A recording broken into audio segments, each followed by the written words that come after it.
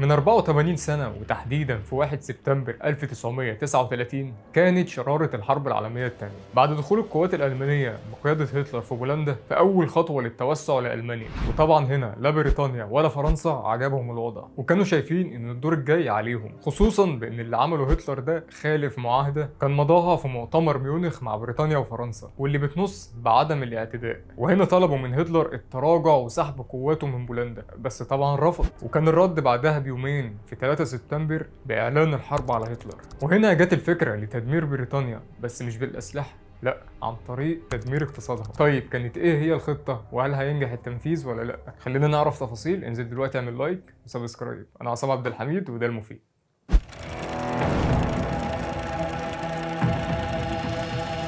اقترح ضابط ألماني اسمه آرثر نيبي، واللي كان مسؤول عن الشرطة الألمانية النازية، بتزوير عدد كبير من الجنيهات الاسترليني ويرموها بالطيران في شوارع لندن وباقي المدن، بهدف تدمير الاقتصاد البريطاني عن طريق التضخم المالي. وعشان نفهم خطورة الخطة دي على بريطانيا لو اتنفذت، فاللي هيحصل إن الناس طبعا لما تلاقي الدنيا بتمطر فلوس، فده معناه إن كل الشعب البريطاني بقى غني، فبالتالي الفلوس في البلد هتبقى أكتر بكتير من الإنتاج، فبالتالي كله هيشتري منتجات، فلما الطلب يزيد العرض هيقل، فبالتالي ان التجار هتبتدي ترفع الاسعار. وحتى لو الاسعار ثبتت فالسلع كلها هتخلص وهيبقى برضه لسه في فلوس كتير في البلد، فبالتالي قيمه الجنيه الاسترليني هتقل بسبب التضخم. وده طبعا رد على الناس اللي بتقول ليه الحكومه ما تطبعش ورق كتير عشان كله ينبسط ويبقى معاه فلوس. الفكره مش في طباعه الفلوس، لو على الطباعه سهله، الفكره في العرض والطلب.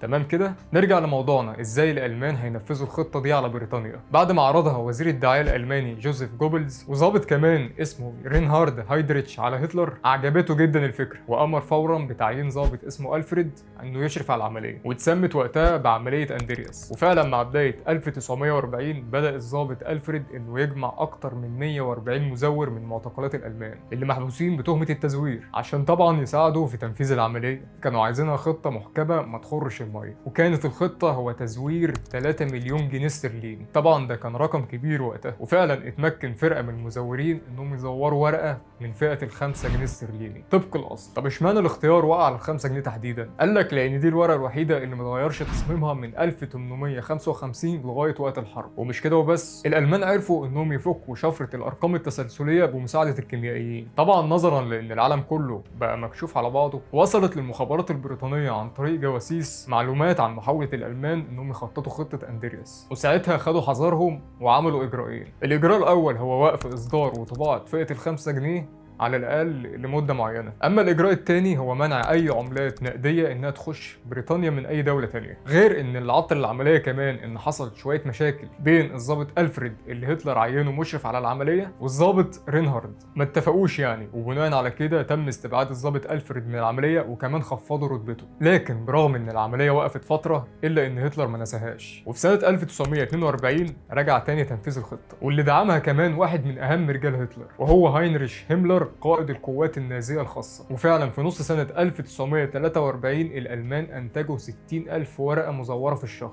ولكن كان في تعديل بسيط في الخطة، وهو ان الفلوس مش هتترمي بالطيارات، ما هو محدش ضامن الهوا هيوديها فين، بس هيستفيدوا من الفلوس المزورة دي كأجور للجواسيس مقابل معلومات هيستخدموها ضد الحلفاء، وكده كده محدش هياخد باله يعني. كان من اهم الجواسيس دي جاسوس تركي اسمه الياس بازنا، كان شغال حارس في السفارة البريطانية في تركيا، وبعدها عينوه حاجة كده زي ساعي جوه السفارة. والألمان عرفوا ان هم يجندوه، خصوصا ان ليه تاريخ مشرف. التاريخ بتاعه ان هو اتقبض عليه قبل كده وهو بيسرق أسلحة وعربيات خلال خدمته في وحدة فرنسية وهو عنده 16 سنة. ولأن مفتاح أي جاسوس هو الفلوس، فالألمان عرفوا إزاي هيستفيدوا بالفلوس المزورة اللي أنتجوها، وبمجرد ما عرضوا عليه الفلوس وافق فورا، وبدأ يصور مستندات من السفارة البريطانية ويبعتها للألمان. ده غير إنه سرب معلومات تانية عن مؤتمرات الحلفاء زي مؤتمر موسكو الثالث بين الفترة 18 أكتوبر ل 11 نوفمبر سنة 1943، واللي اجتمع فيه وزير خارجية أمريكا ورئيس وزراء بريطانيا وحاكم الاتحاد السوفيتي ستالين. وكان هدف المؤتمر ده هم 4 حاجات: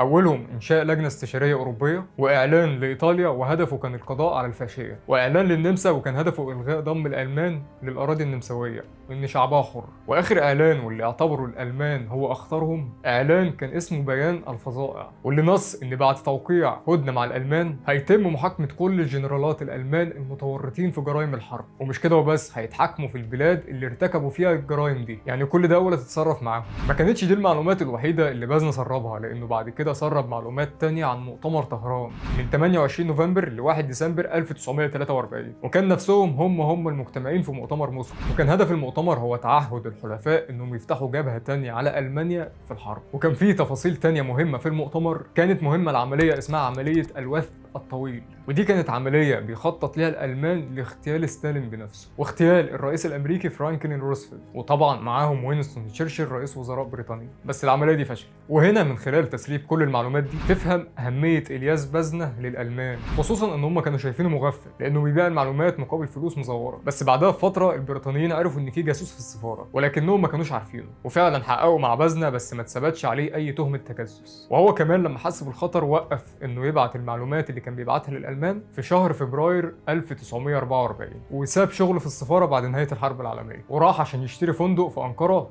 طبعا بسبب الفلوس اللي كان بياخدها من الألمان. ولكن الفلوس اللي كانت معاه اتكشفت إنها مزورة ودخل السجن، بس مش فترة طويلة، وخرج وعاش فترة في أنقرة، وبعدها سافر ميونخ في 1960 ورجع تاني لشغله القديم واشتغل حارس ليلي، ومات سنة 1970 من غير ما يستفيد بالفلوس المزورة اللي كانت معاه. بالعكس عرض حياته للخطر وكمان اتسجن بسببها. سنة 1945 ومع هزيمة ألمانيا في الحرب العالمية الثانية ونهاية هتلر، الحلفاء أتلفوا كل الفلوس المزورة اللي عملها الألمان. في النهاية شايف لو كانت الخطة دي نجحت كانت هتغير مجرى الحرب؟ لو عجبك المحتوى ما تنساش تعمل لايك وسبسكرايب. شرفت بمتابعتكم.